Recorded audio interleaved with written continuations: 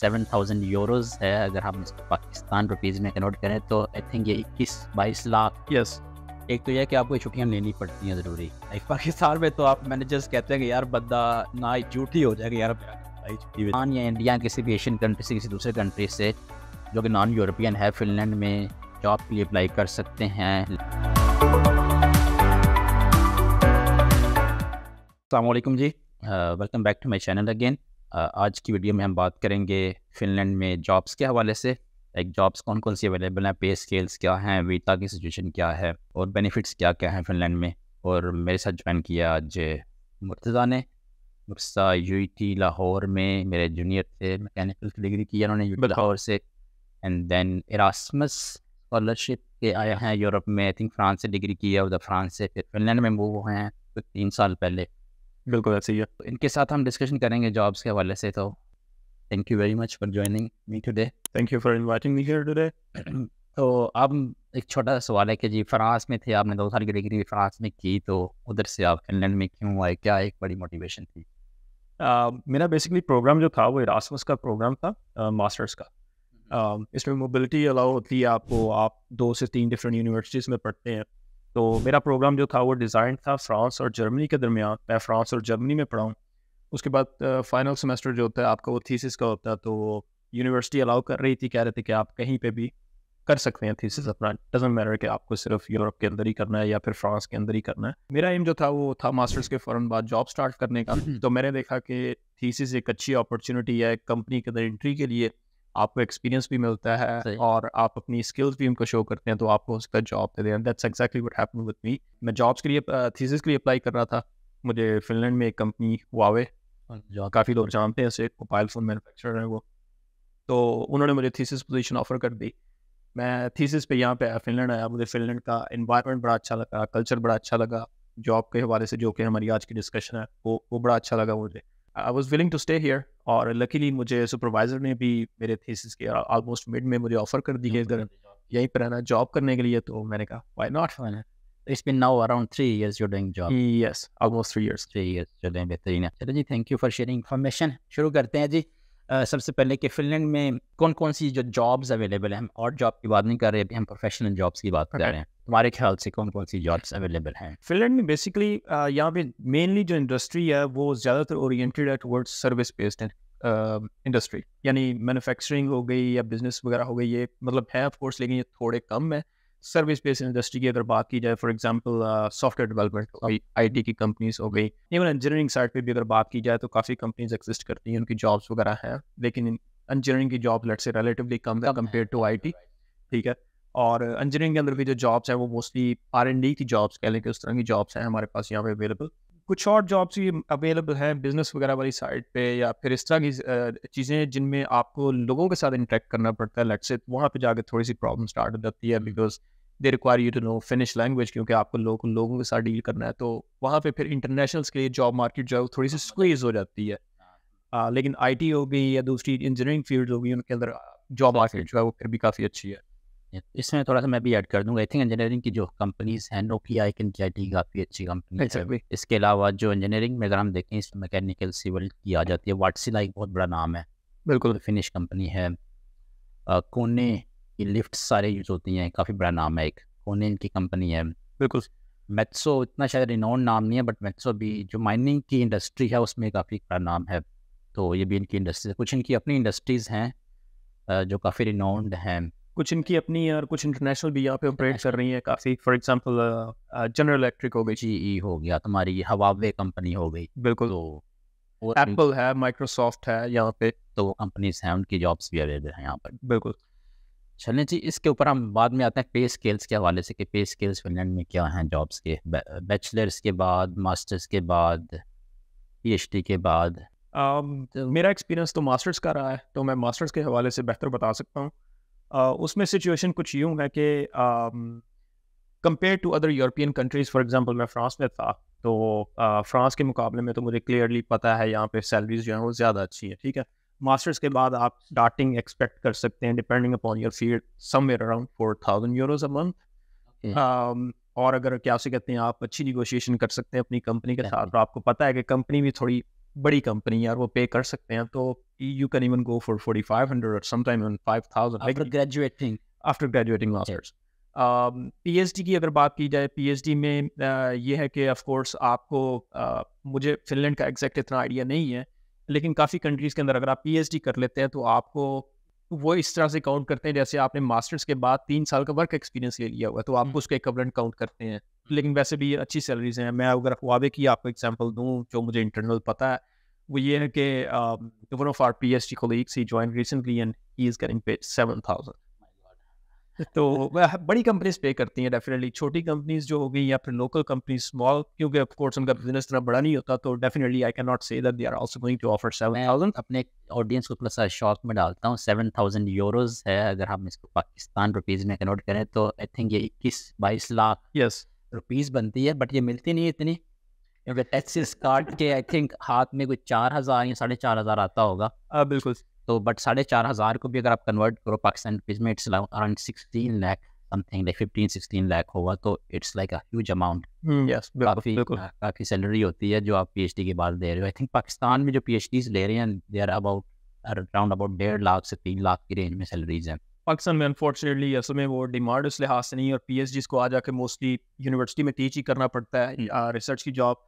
यहाँ पे यूरोप हो गया, फिनलैंड हो गया, डेवलप कंट्रीज में अच्छी चीज़ जो है वो ये है कि पीएचडी का मतलब ये नहीं है कि सिर्फ आप जॉब दूसरी यूनिवर्सिटी में ही काम करें। R&D के सेक्टर है। R&D के सेक्टर्स होते हैं, कंपनीज के अंदर जॉब होती हैं बाकायदा। बल्कि मैं अगर अपनी फील्ड की बात करूँ तो मेरी फील्ड में वो प्रेफर ही करते हैं कि सिर्फ पीएचडी वाले बंदे को रखें। और मैं बैचलर्स का बता दूं, बैचलर्स की सैलरीज भी 2.5K से लेकर 4K तक वेरी करती हैं, डिपेंड्स ऑन द फील्ड।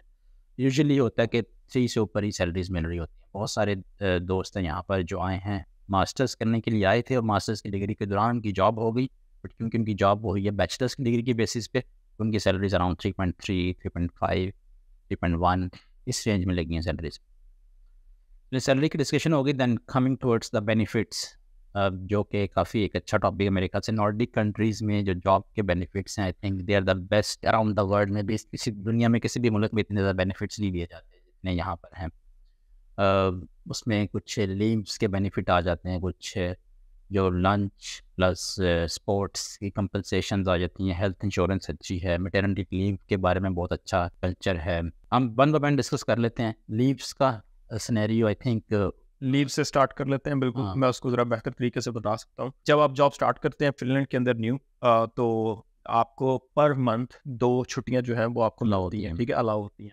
उसका मतलब ये नहीं कि आप उसी महीने 2 कर सकते हैं, वो आपकी सारा साल जमा होती हैं, तो अगले साल आप किसी भी टाइम पे उसको ले सकते हैं। कैलेंडर यूजुअली वेरी करता है starting from I guess March until next year April, ठीक है। तो अप्रैल से ऑनवर्ड आप पिछले साल की छुट्टियां यूज़ कर सकते हैं। पहले साल में आपको पर मंथ्स 2 मिलती हैं। जब आपका 1 साल जॉब में हो जाता है तो आपको पर मंथ 2.5 लीव्स जो हैं वो मिलती हैं। यानी लेट्स से कि 1 साल अगर आपको जॉब करते हो गया तो आपको साल बाद 30 छुट्टियां आपकी हो गई अराउंड हैं 1 पूरी, महीने की ठीक छुट्टियाँ है। हो गई हैं। तो 30 छुट्टियां जो वो 1 महीने से भी ज़्यादा बनता है असल में, क्योंकि वो संडेज काउंट नहीं होते। पाकिस्तान में जिस तरह से होता है कि अगर आपने छुट्टी कर ली है 5 दिन तो वो आपको संडे और सैटरडे दोनों काउंट हो जाते हैं। उसमें यहाँ पे सिर्फ सैटरडे काउंट होता है, संडे काउंट नहीं होता, तो इसलिए वो एक महीने से ज़्यादा की छुट्टियां बन जाती हैं, जो कि आपके ऊपर है टोटली। यूजुअली लोग समर में लेते हैं जुलाई में, तो कुछ लोग दिसंबर में भी लेते हैं क्रिसमस के दिनों में, तो आपके ऊपर होता है, आप जब मर्जी वो कर सकते हैं। और मैं 2 पॉइंट इसके ऊपर ऐड करूँगा।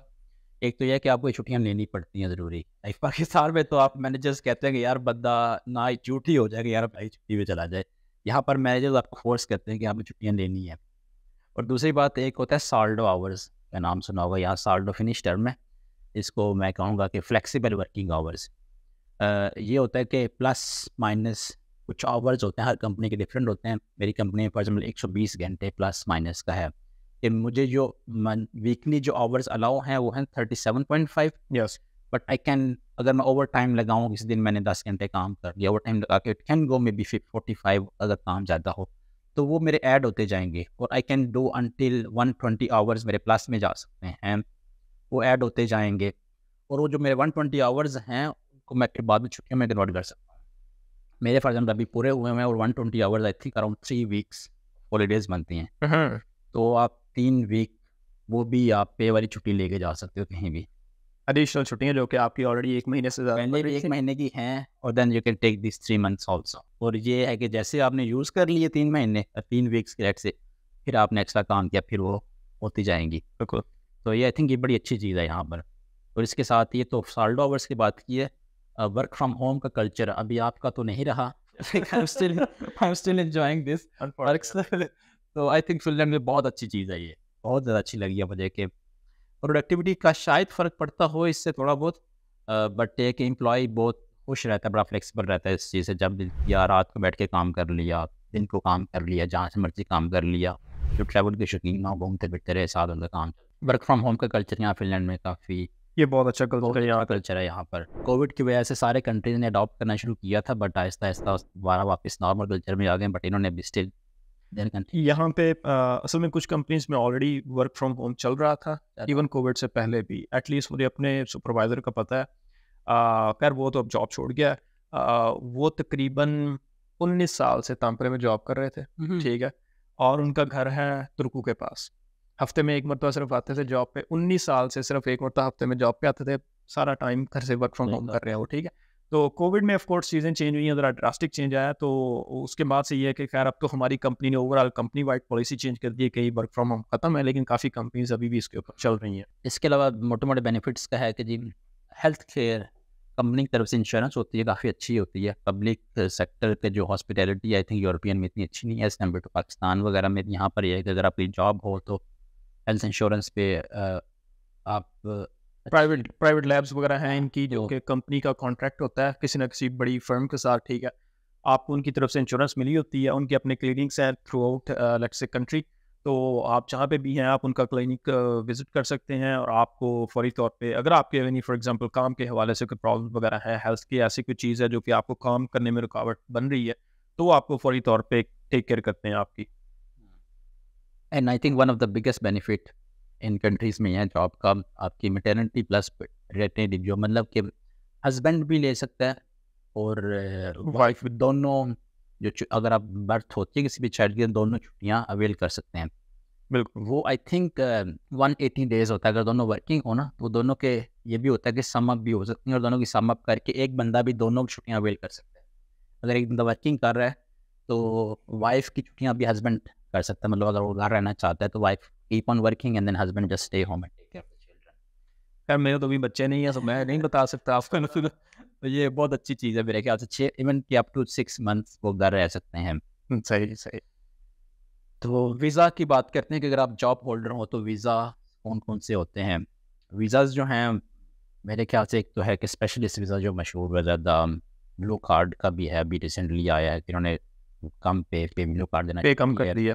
ए टाइप वीज़ा होता है एक, अगर आप जॉब इंडस्ट्री की जॉब्स में आती है। 3 तरह के वीज़ाज़ हैं, प्रोज एंड कॉन्स हैं वीज़ाज़ के, but I think more and less तीनों वीज़ाज़ अच्छे हैं। कुछ लोग ज़्यादा प्रेफर करते हैं जो ए टाइप वर्किंग वीज़ा था, जो यहाँ से ग्रेजुएट होते हैं आई थिंक उनको दिया जाता है वो वाला वीज़ा। बेसिकली 3 से 4 टाइप के वीज़ास वगैरह हैं। स्पेशलिस्ट जो हो गया सबसे ईजी लेना, स्पेशलिस्ट होता है, ठीक है। उसकी रिक्वायरमेंट सिर्फ आधा की है कि आपके पास कोई ना कोई एडवांस डिग्री होनी चाहिए। आपकी सैलरी बैचलर्स फॉर एग्जांपल हो गया, मास्टर्स डिग्री होनी चाहिए, प्लस सैलरी का थ्रेशोल्ड है जो कि इस वक्त अराउंड 3006 या 3700 समथिंग है। ये 6,600 समथिंग। हाँ, इससे ज़्यादा आपकी सैलरी होनी चाहिए पर मंथ, तो फिर आप उस वीज़ा को ले सकते हैं। और वो visa with in a few days आपको आ जाता है। उसमें कोई चेक एंड बैलेंस, यानी चेक एंड बैलेंस कुछ चीज़ों का होता है लेकिन कोई इतना ज़्यादा नहीं होता, ठीक है। वो आपको फौरी तौर पे मिल जाता है। और ये 4 साल का दिया जाता है वीज़ा। डिपेंड करता है, यानी अगर आपका कॉन्ट्रैक्ट भी फिक्स टर्म है एक साल का, तो आपको 1 साल का मिलेगा। और अगर आपका परमानेंट कॉन्ट्रैक्ट है तो आपको 4 साल का मिल जाता है। फिर जो दूसरे ए टाइप परमिट्स हैं वो भी 2 टाइप के हैं। एक परमिट उन लोगों के लिए है जो कि यहाँ से ग्रेजुएट होते हैं, यहाँ के स्टूडेंट्स हैं, ठीक है। उनको तो वो मिलता ही मिलता है, ठीक है, वो उनके लिए होता है जिनके पास यहाँ की डिग्री है। दूसरा होता है वर्क ऑन अदर बेसिस।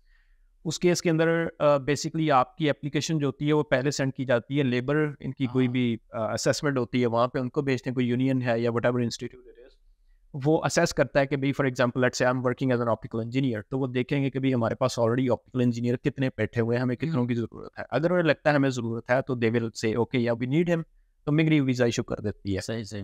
लेकिन अगर मिग्री कहती है कि भाई हमारे पास ऑलरेडी बहुत ज़्यादा ऑप्टिकल इंजीनियर्स मौजूद है, तो हम अफोर्ड नहीं कर सकते नया ऑप्टिकल इंजीनियर लेना, तो फिर आपको वो वीज़ा नहीं मिल सकता वो वाला। तो like there are different categories and you can see which one fits the best for you. सही।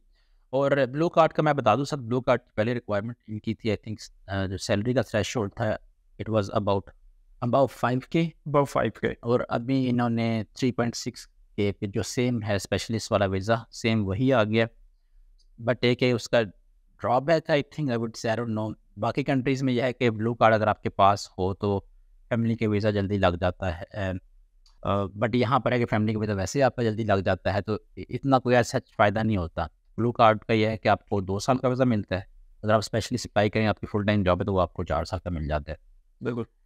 ब्लू कार्ड यानी अगर आपकी जॉब परमानेंट भी है, जो भी है, वो मैक्सिमम मिलता ही 2 साल का, 2 साल से ज़्यादा का मिल ही नहीं सकता ब्लू कार्ड। चलिए नेक्स्ट क्वेश्चन होगा जी, क्या हम पाकिस्तान या इंडिया किसी भी एशियन कंट्री से किसी दूसरे कंट्री से जो कि नॉन यूरोपियन है फिनलैंड में जॉब के लिए अप्लाई कर सकते हैं, लाइक पॉसिबल है या नहीं है पॉसिबल? बिल्कुल, बिल्कुल ये पॉसिबल है और मैंने खुद एक ऐसे एग्ज़ाम्पल्स देखी हुई हैं यहाँ पे।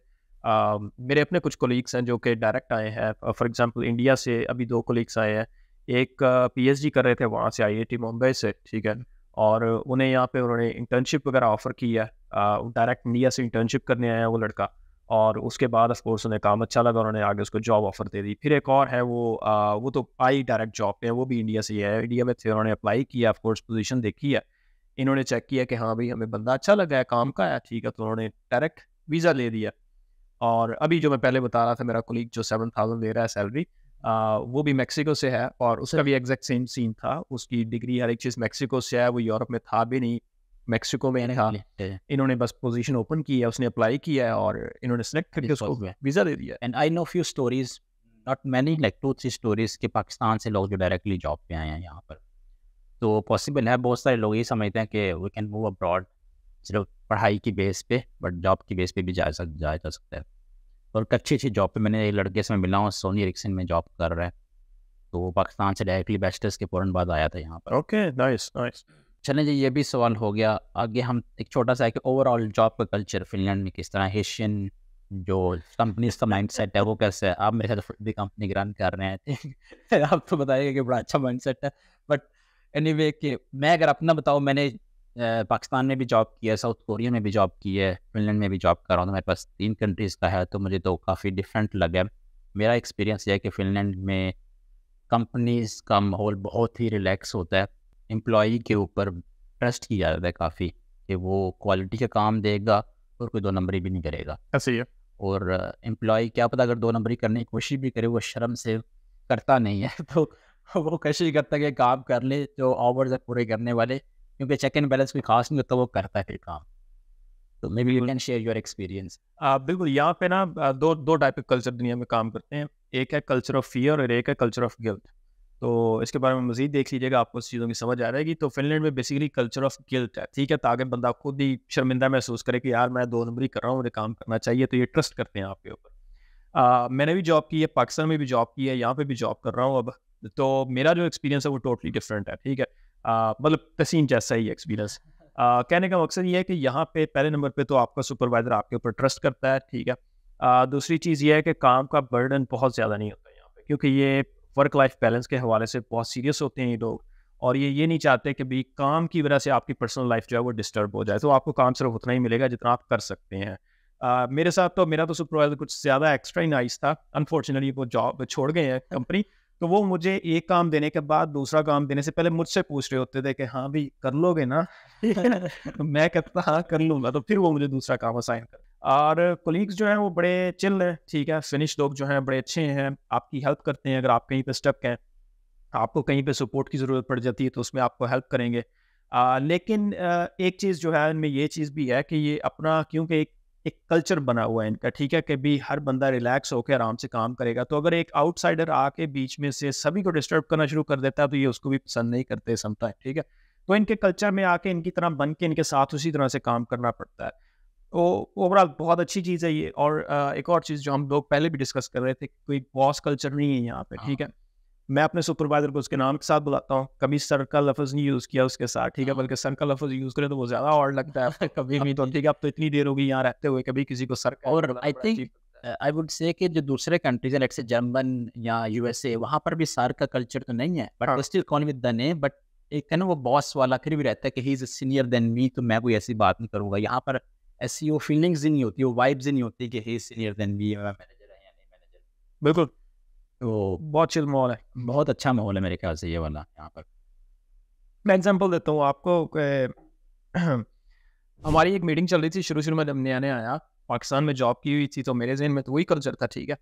हमारी मीटिंग चल रही है और मीटिंग के दौरान हमारा एक कोलीग जो है वो काफ़ी लेट उसने ना जॉइन की मीटिंग, और पीछे से काफ़ी शोर आ रहा है ना, वो ना उसने ना मीटिंग जॉइन किया, 2-3 मिनट बाद कहता है, "hey man, I am going to drop my kid off to the school, this and that, so I will be just leaving the meeting in 5 minutes." Supervisor भी वहीं पे बैठा है, बॉस भी वहीं पे बैठा है, किसी ने कुछ नहीं कहा, सारे चुप है, ठीक है। उन्होंने कहा, "ठीक है यार, पर्सनल लाइफ़ चल रही है, चलने दो।" लेकिन हाँ, काम के मामले में ये लोग ऑनेस्ट हैं, ठीक है। मैंने ये चीज़ नोट की है कि अगर कोई बंदा दिन के वक़्त गायब रहा है ना काम से, वो रात को बैठ के काम करेगा, वो रात को बैठ के काम पूरा करेगा जो उसको दिया गया। अगेन कल्चर ऑफ गिल्ट, कि भई मुझे अगर कोई ज़िम्मेदारी मिली है, मैंने वो पूरी करनी है और मैं करूँगा वो पूरी, चाहे मुझे ऑफ आवर्स में काम करना पड़े। Nice, sorry. आई थिंक हमने काफ़ी चीज़ें डिस्कस कर ली हैं। Thank you very much guys for bearing with us. तो अगर आपकी कोई क्वेरीज हो, you can ask in comments. इंशाल्लाह मिलते हैं एक नई वीडियो के साथ। Until that take care. अल्लाह हाफिज़। थैंक यू एंड अल्लाह हाफ़िज़। अल्लाह हाफिज़। Bye bye.